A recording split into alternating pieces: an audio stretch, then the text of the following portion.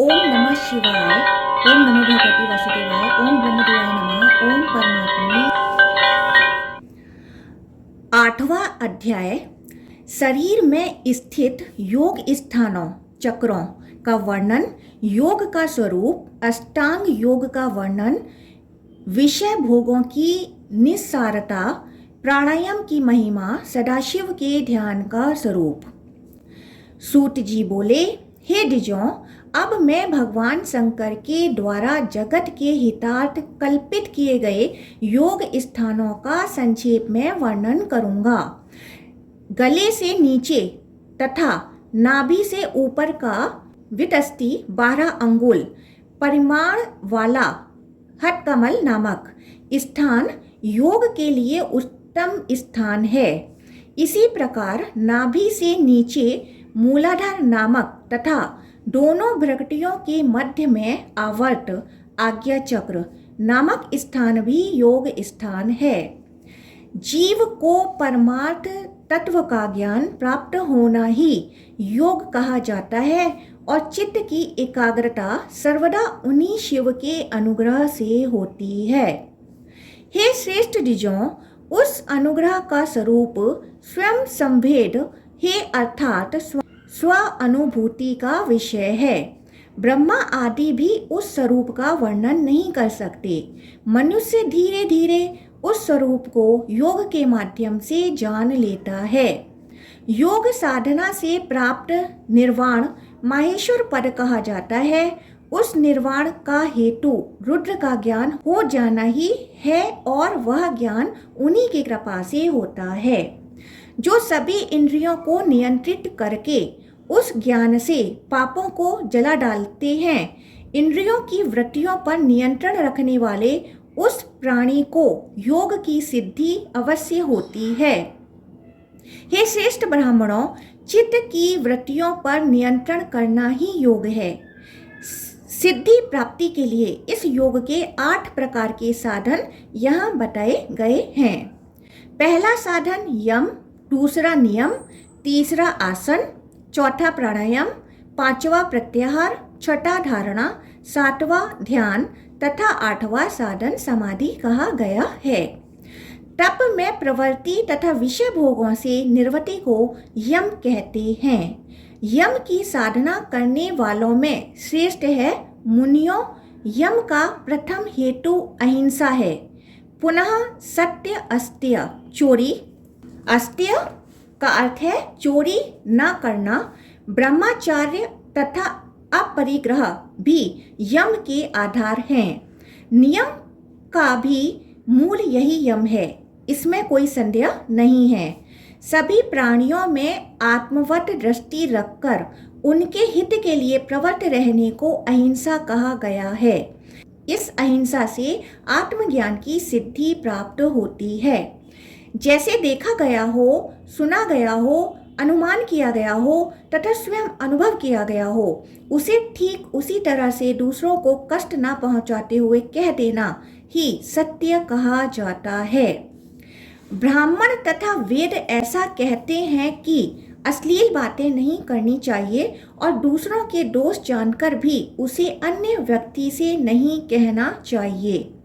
विपत्ति काल में भी विचार पूर्वक मन, वचन तथा कर्म से दूसरों का द्रव्य न लेना ही संक्षेप में अस्त्य, चोरी न करना कहा जाता है।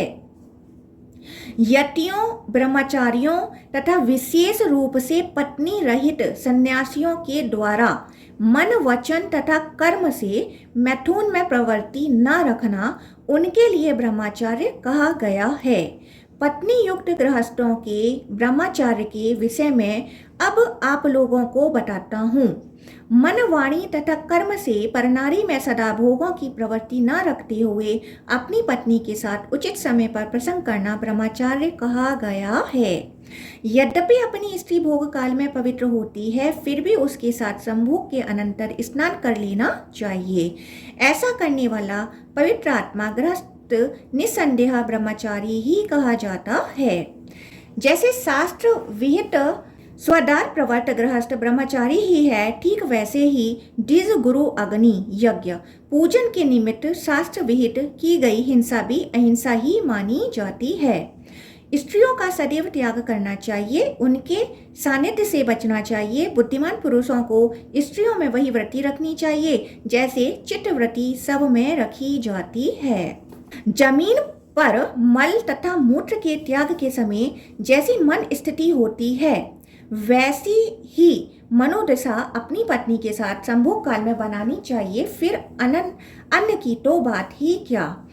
स्त्री प्रज्वलित अंगार के समान तथा पुरुष घी के घड़े के समान होता है, अतएव दूर से ही नारियों का संसर्ग छोड़ देना चाहिए। विषयों के भोग से इंद्रियों की तृप्ति नहीं होती, अतएव विचार पूर्वक मन, वाणी तथा कर्म से भोगों के प्रति विरक्ति का भाव रखना चाहिए। विषयों के उपभोग से कामनाओं की शांति कभी नहीं होती है। यह कामना आहुति डालने पर अग्नि की भांति पुनः बढ़ती ही जाती है।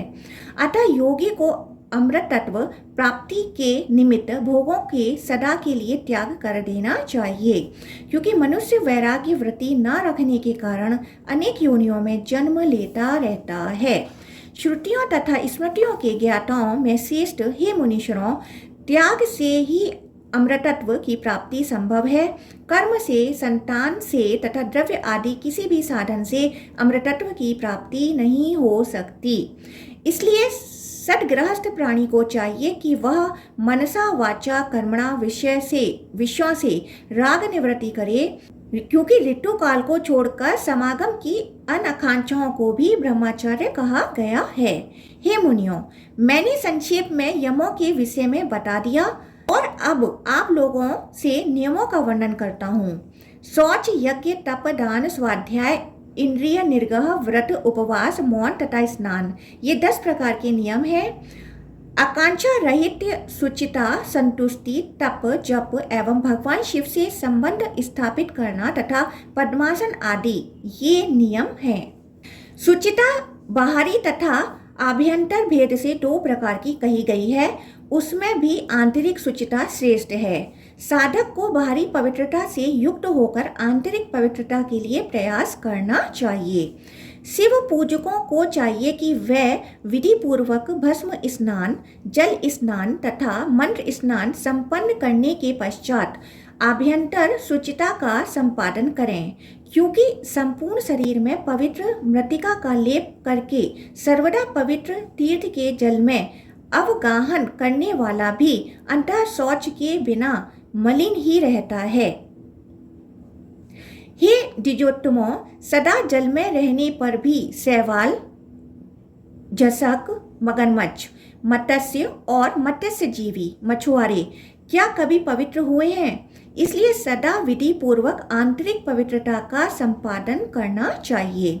शरीर पर एक बार श्रद्धा पूर्वक वैराग्य रूपी मृतिका का लेपन करके आत्मज्ञान रूपी जल में स्नान करके शुद्ध हो जाने को अंत शौच कहा गया है। शुद्ध पुरुष को ही सिद्धियां मिलती हैं, अशुद्ध पुरुष को कभी नहीं मिलती। जो व्रती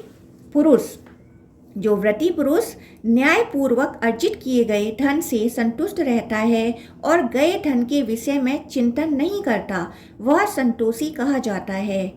चंद्रायण आदि व्रतों का निपुणता पूर्वक आचरण करना शुभ तप कहा गया है। प्रणव का जप स्वाध्याय कहा जाता है और वह जप 3 प्रकार कहा गया है।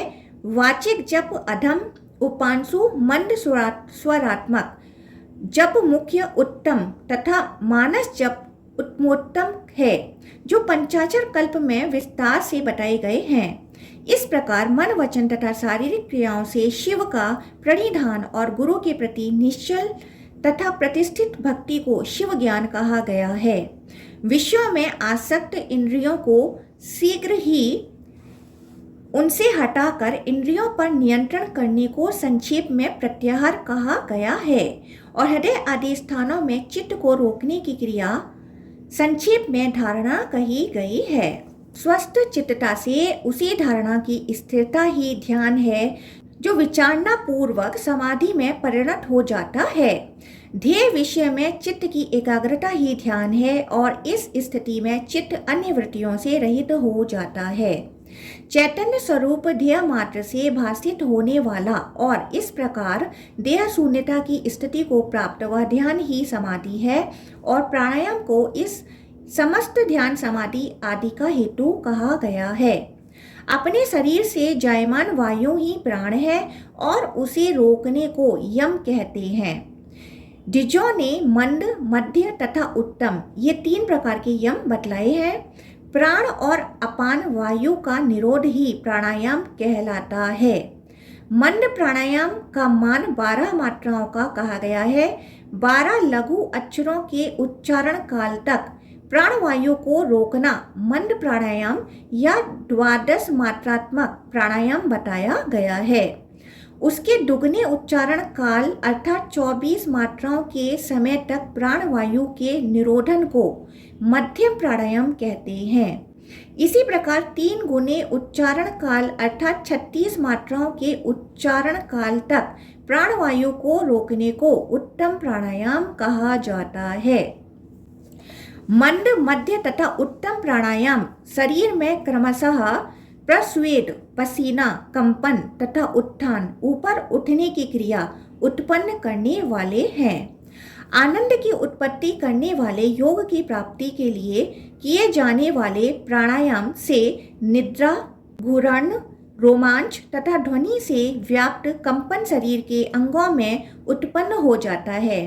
जब निरंतर प्राणायाम के अभ्यास से उत्पन्न उष्णतावश स्वेद बिंदु, पसीना छलकने लगे, संविंद मूर्छा, ज्ञानमयी उन्मनी अवस्था आने लगे, सहसा शरीर हल्का होकर प्लवन, जल में तैरने जैसी स्थिति जैसी अवस्था का अनुभव करे, तब इस सुशोभन अवस्था को उत्तमोत्तम प्राणायाम कहा गया है। सगर्भ तथा अगर्भ यह 2 प्रकार का होता है। जप सहित प्राणायाम सगर्भ तथा जप रहित प्राणायाम अगर्भ कहा जाता है। हाथी सरब, सरब का अर्थ है 8 पैर वाला जीव जो सिंह से भी बलवान होता है। अष्टपादः सरभः सिंहघाती तथा सिंह अत्यंत दुराधर्ष होते हैं। जैसे उन्हें पकड़कर उनका दमन किए जाने पर वे अस्वस्थ हो जाते हैं, उसी प्रकार यह दुराधर्ष प्राणवायु भी योगियों के द्वारा वश में किए जाने पर अस्वस्थ हो उठता है अर्थात अव्यवस्थित हो जाता है। नियम पूर्वक अभ्यास किए जाने पर वह वायु उसी प्रकार स्वस्थता को प्राप्त हो जाता है जैसे मत वाले सिंह, हाथी तथा सरब अभ्यास पूर्वक युक्ति से दमित किए जाने पर अपने अधीन हो जाते हैं। जैसे नियमतः नियंत्रण करने पर सने सने अपनी उग्रता को त्याग कर ये सिंहादि आदर पूर्वक वश में हो जाते हैं, वैसे ही यह प्राणवायु भी सने सने अभ्यास से अपनी अस्वस्थता को छोड़कर समत्व भाव को प्राप्त हो जाता है। जो पुरुष योग पूर्वक अभ्यास करता है उसके चित्त में व्यसन उत्पन्न नहीं होता है। इस प्रकार सततः अभ्यास करने पर प्राणायाम से उस योगी के मन, वचन तथा कर्म से जायमान सभी दोष नष्ट हो जाते हैं और इस प्राणायाम से इसे करने वाले उस बुद्धिमान योगी के देह की भलीभांति रक्षा भी होती है। उस प्राणायाम के सतत अभ्यास से सभी दोष नष्ट हो जाते हैं, साथ ही श्वास प्रश्वास की गति भी न्यून हो जाती है। इस प्रकार प्राणों के श्वासों के नियंत्रण से क्रमशः दिव्य शांति आदि सिद्धियां प्राप्त होने लगती हैं। हे द्विजो, अब मैं क्रम से शांति, प्रशांति, दीप्ति तथा प्रसाद का वर्णन करूंगा। आरंभ में इन चारों में से यहाँ पहले शांति के विषय में कहता हूँ। सहज तथा आगुंतक पापों का नाश शांति कहा जाता है तथा वाणी पर भली भांति संयम प्रशांति कहा गया है। हे द्विजों, सभी तरह से सर्वदा प्रकाश की स्थिति को दीप्ति कहा जाता है। सभी इंद्रियों, बुद्धि तथा प्राणवायु आदि की प्रसन्नता को इस चतुष्टय में प्रसाद कहा गया है। प्राण अपान समान उडान व्यान नाग कूर्म क्रकल देवदत्त तथा धनंजय, इनकी जो प्रसन्नता है उसे मरुतों का प्रसाद कहा गया है। जो वायु प्रयाण करता है, इसी कारण उस वायु को प्राणवायु कहा गया है। जो वायु आहार आदि को नीचे की ओर क्रम से ले जाता है उसे अपान, सभी अंगों में जो वायु व्याप्त रहता है उसे व्यान, तथा व्याधि आदि का प्रकोपक जो वायु मसों में उत्तेजन पैदा करता है उसे उदान, एवं जो वायु गात्रों में समता करता है उसे समान वायु कहा गया है। इस प्रकार ये 5 वायु हुए। इसी तरह उद्गार, डकार आदि के समय क्रियाशील वायु को नाग, उन्मीलन अवस्था में क्रियाशील वायु को कूर्म, छींक आदि में आने वाली वायु को क्रकल, जमाई में क्रियाशील वायु देवदत्त तथा महाघोष करने वाले वायु का नाम धनंजय है। वह मरने पर भी संपूर्ण शरीर में व्याप्त रहता है। हे विप्रों, जो इन 10 वायुओं को प्राणायाम से सिद्ध कर लेता है वह शांति आदि चतुष्टय के प्रसाद की प्राप्ति कर लेते हैं। इन वायुओं का प्रसाद ही शांति, प्रशांति, दीप्ति तथा प्रसाद नामक सिद्धियों में चतुर्थ प्रसाद नामक सिद्धि को तुरीया सिद्धि कहा जाता है। विश्वर, महान, प्रज्ञा, मन, ब्रह्मा, चित्ति, स्मृति, ख्याति, संविद, ईश्वर तथा मति, ये सब महत्व तत्व स्वरूप बुद्धि के नाम हैं। हे विप्रों, इस बुद्धि का प्रसाद प्राणायाम से ही सिद्ध होता है। हे ब्रह्मावेताओं में श्रेष्ठ मुनियों, यह बुद्धि शीत उष्ण आदि द्वंद्वों का उपतापन न होने से विश्वर, सभी तत्वों के पहले उत्पन्न होने से महान, प्रमाणों का आश्रय होने से प्रज्ञा, मनन करने से मन तथा बृहत होने एवं वृद्धि करने से ब्रह्मा ऐसी कही गई है। जो भोगों के लिए समस्त कर्मों का चयन करती है उसे चिति कहा गया है। जो स्मरण करती है उसे स्मृति तथा जो जानती है उसे संविद कहा गया है। ज्ञान आदि अनेक उपायों से प्रतिष्ठित करने से ख्याति, संज्ञक तथा सभी तत्वों का स्वामी एवं सब कुछ जानने के कारण ईश्वर संज्ञा वाली बुद्धि कही गई है। हे मूर्तिमानों में श्रेष्ठ मुनियों, मानने के कारण मति कही गई है एवं अर्थ को जानने तथा बोध कराने से बुद्धि कही गई है। इस बुद्धि का भी प्रसाद प्राणायाम से सिद्ध होता है। योगी को प्राणायाम के द्वारा सभी दोषों को दग्ध कर डालना चाहिए। हे यति श्रेष्ठ विप्रों, योगी को चाहिए कि वह धारणा से पापों को तथा प्रत्याहार से विषयों को विष समझकर दग्ध कर डाले। ध्यान के द्वारा काम, क्रोध आदि अनीश्वर गुणों को जला डाले तथा समाधि से बुद्धि की वृद्धि करे। उत्तम स्थान प्राप्त करके तथा उचित आसनों में होकर आत्मविद योगी को विधि पूर्वक योग के 8 अंगों का क्रम से अभ्यास करना चाहिए। समुचित स्थान तथा समय के बिना योग सिद्धि नहीं होती है। अग्नि के समीप, जल में, सूखे पत्तों के ढेर वाले स्थानों में, जंतुओं से व्याप्त जगह पर, शमशान पर, जीर्ण गौशाला में, चौराहे पर, शोरगुल वाले स्थान में, डरावनी स्थान में, पत्थरों तथा वल्मी के मिट्टी के ढेर पर, अपवित्र स्थान पर, दुष्टों के आतंक वाले स्थान पर, मच्छर आदि से युक्त स्थान पर तथा देह बाधा और डोरमनस्य मानसिक कष्ट उत्पन्न करने वाले स्थान पर योग का अभ्यास नहीं करना चाहिए, अपितु अत्यंत गुप्त, एकांत, पवित्र तथा रमणीक स्थान पर, पर्वत की गुफा में, शिव क्षेत्र में, एकांत में, शिव उद्यान में, वन में, पवित्र घर में, जंतुओं से रहित तथा निर्जन स्थान में योग साधन करना चाहिए। अत्यंत स्वच्छ, भली भांति लिपे हुए, विशेष रूप से चित्रित, दर्पण के समान स्वच्छ, कृष्ण अगरू के धूप से सुगंधित, अनेक प्रकार के पुष्पों से मंडित, ऊपर से चंदोवा आदि से अलंकृत, फल पल्लवों से सुशोभित तथा कुश और फूल से युक्त दिव्य स्थानों में ठीक आसन से बैठकर प्रसन्नता पूर्वक योग के अंगों का अभ्यास करना चाहिए। तत्पश्चात गुरु शिव, पार्वती, गणेश तथा शिष्यों सहित योगीश्वरों को प्रणाम करके स्वस्तिक अथवा अर्ध पद्मासन सिद्धासन बांधकर योगी को योग साधन में प्रवृत्त हो जाना चाहिए। बुद्धिमान योगी को इस प्रकार दोनों जानू बराबर करके अथवा एक जानू में स्थित होकर वृषण तथा लिंगों को दोनों पार्श्वी एड़ियों के बीच करके दृढ़ आसन लगाकर तथा मुख को बंद करके सिर को कुछ ऊंचा उठाकर दांतों का परस्पर स्पर्श बचाते हुए सभी ओर से दृष्टि को रोककर उन्मीलित नेत्रों से अपने नासिका अग्र पर दृष्टि केंद्रित करके तथा वक्ष स्थल को आगे की ओर उन्नत कर तमोगुण को रजोगुण से तथा रजोगुण को सत्वगुण से आच्छादित करना चाहिए। इस प्रकार केवल सत्वगुण में स्थित होकर शिव ध्यान का अभ्यास करना चाहिए।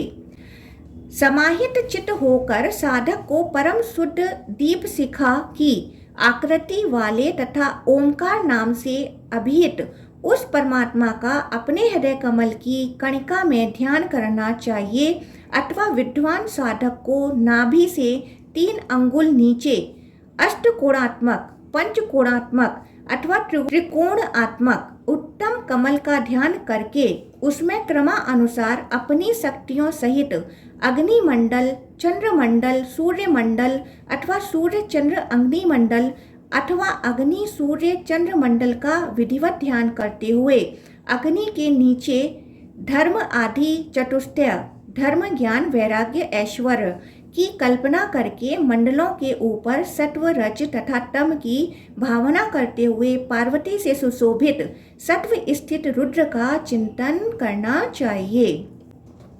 इसी प्रकार नाभि, कंठ, भूमध्य, ललाटपट्ट अथवा मस्तक में विधि के अनुसार शिव का ध्यान करना चाहिए। क्रमानुसार द्विदल, षोडश दल, द्वादश दल, 10 दल, षड्दल अथवा चतुर्दल कमल में शंकर जी का ध्यान करना चाहिए। स्वर्ण की आभा वाले तथा अंगार के सदृश महाश्वेत द्वादश सूर्य के समान दीप्त चंद्रबिंब के सदृश करोड़ों विद्युत के समान प्रभाव वाले अग्निवर्ण के सदृश विद्युत वलय के तुल्य आभा वाले उन स्थानों में साधक को समाहित चित्त होकर परमेश्वर का चिंतन करना चाहिए। करोड़ों वज्र की प्रभाव वाले अथवा पद्मा राग के सादृश्य वाले अथवा नील लोहित बिंब, सूर्य बिंब तुल्य स्थान में योगी को शिव ध्यान करना चाहिए। हृदय प्रदेश में महेश्वर का, नाभि कमल में सदाशिव का, ललाट में चंद्रचूर्ण का, भूमध्य में साक्षात शंकर का तथा दिव्य शाश्वत स्थान मूर्धा में शिव का ध्यान करना चाहिए। वह शिव निर्मल है, कला अथवा अवयव से रहित हैं, ब्रह्मा रूप हैं, शांत हैं, ज्ञान स्वरूप हैं, लक्षणों से रहित हैं, अनिर्देश हैं, अणु से भी सूक्ष्म हैं, कल्याणकारी हैं, आश्रय रहित हैं, तर्कों से परे हैं, उत्पत्ति तथा विनाश से रहित हैं, मोक्ष स्वरूप हैं, परम गति हैं, कल्याण स्वरूप हैं, उपमा रहित हैं, अमृत स्वरूप हैं, अविनाशी हैं, पुनर्भव रहित हैं, ब्रह्मा स्वरूप हैं, अद्भुत हैं, महानंद हैं, परानंद हैं, योगानंद हैं, व्याधि रहित हैं, त्याग तथा ग्रहण से रहित हैं, सूक्ष्म से भी सूक्ष्मतर हैं, कल्याण में हैं, स्वयं वैद्य हैं, अवेद हैं, परम ज्ञान युक्त हैं, इंद्रियों की पहुंच से परे हैं, आभा से परे हैं, परम तत्व हैं, परात्पर हैं, सभी उपाधियों से मुक्त हैं, विचारना पूर्वक ध्यान करने से प्राप्त होने वाले हैं, एक रूप हैं तथा तम से भी बढ़कर परम रूप में स्थित हैं। ऐसे महादेव जी का हृदय कमल में ध्यान करना चाहिए तथा नाभि में सर्वदेवात्मक प्रभु सदाशिव का ध्यान करना चाहिए। विद्वान तथा सुव्रत साधक को चाहिए कि वह शरीर के भीतर सुषुम्ना मार्ग से क्रमशः 12 मात्रात्मक मंद कुंभक, 24 मात्रात्मक मध्यम कुंभक तथा 36 मात्रात्मक उत्तम कुंभक के द्वारा कल्याणप्रद शुद्ध देवस्वरूप तथा ज्ञान संपन्न प्रभु शंकर जी का ध्यान करे। हृदय कमल तथा नाभि कमल में ध्यान केंद्रित करके बुद्धिमान साधक को 32 मात्रात्मक रेचक करना चाहिए। अथवा हे उत्तम द्विजों, रेचक तथा पूरक छोड़कर केवल कुंभक में ही स्थिर रहकर समर्थता पूर्वक अपने हृदय में साक्षात शिव का ध्यान करना चाहिए। इस प्रकार समरस में स्थित विद्वान साधक ईश्वर तथा जीव के ऐक्य को प्राप्त होकर उस रस जनित ब्रह्मानंद की प्राप्ति कर लेता है। 12 प्राणायामों की एक धारणा होती है, 12 धारणाओं का एक ध्यान होता है तथा 12 ध्यानों की एक समाधि कही जाती है। हे विप्रों, यह योग सिद्धि ज्ञानियों के समागम से अथवा प्रयत्न करने से प्राप्त होती है। वे दोनों साधन समान ही हैं।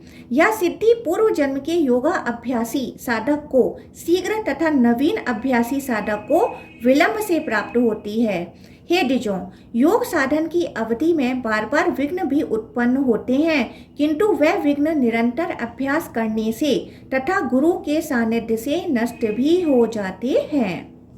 इस प्रकार श्रीलिंग महापुराण के अंतर्गत पूर्व भाग में अष्टांग योग निरूपण नामक 8वां अध्याय पूर्ण हुआ।